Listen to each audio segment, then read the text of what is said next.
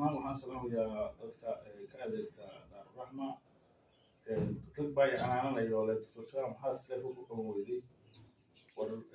diinta islaamka waxayna amraysaa waalidka in loo samafalo waqti la siiyo waliba joon baa la joogaa marka alxamdulilah iska dulqaata marmar baa telefoonku seelanta iska geliyaa marmar yaa qadka ka baxa marka waa idin udaarayaa raaligelin dadka ay canaananayo daawadiina meel kasta diyaar way Nairobi baad ka helaysaan waxaad ka helaysaan Wajale waxaad ka helaysaan Boosaaso waxaad ka helaysaan Kalkayo waxaad ka helaysaan Galdogob waxaan kaloo idin ku bishaareynaa waalidka inaad samafashaan aljannatu taxta ummahaati alxamdulilah halkaasay ku jirtaa jannadii alxamdulilah hooyadiin cagaheeda jannadii taalaa